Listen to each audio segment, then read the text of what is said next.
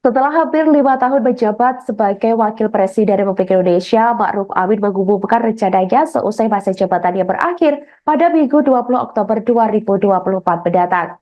Ma'ruf Amin mengatakan bakal kembali ke jalur dakwah dan memimpin pesantren. Dalam sebuah acara silaturahmi perpisahan di Auditorium Satu Wapres Jakarta, ia berbagi visi dan niatnya untuk terus berkontribusi kepada masyarakat, baik melalui pendidikan, agama, maupun politik. Ma'ruf mengungkapkan rasa syukurnya atas pengalaman selama di pemerintahan dan menekankan pentingnya peran pesantren dalam membangun karakter bangsa.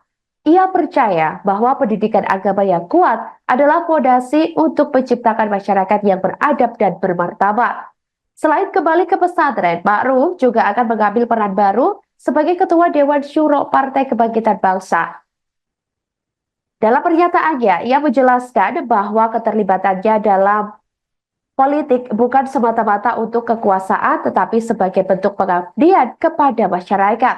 Ma'ruf menyoroti bahwa politik dapat menjadi sarana untuk melakukan perubahan positif. Ia mengibaratkan politik sebagai jihad Islam, di mana upaya perbaikan bisa dilakukan melalui berbagai jalur, termasuk dakwah, pendidikan, dan ekonomi.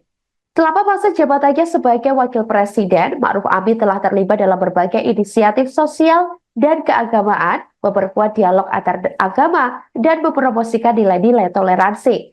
Pengalamannya di pemerintahan menurutnya akan menjadi bekal berharga dalam menjalankan tugas barunya di Partai Kebangkitan Bangsa dan dalam kepemimpinan pesantren. Ma'ruf juga menyampaikan harapannya agar generasi muda semakin aktif dalam politik dan dakwah. Dengan semangat yang baru dan misi yang jelas, Ma'ruf Amin bersiap untuk melanjutkan perjalanan hidupnya, yakni dengan fokus pada pengabdian dan kontribusi bagi masyarakat, baik di dunia pendidikan maupun politik.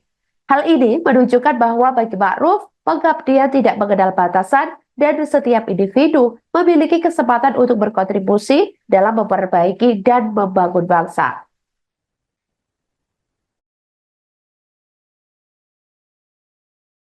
Di tempat lain saya kembali memimpin pesantren, saya berdakwah, dan saya ada tugas baru lagi. Saya kembali ke politik karena saya jadi Ketua Dewan Syuro Partai Kebangkitan Bangsa. Jadi saya jadi kiai dan politik.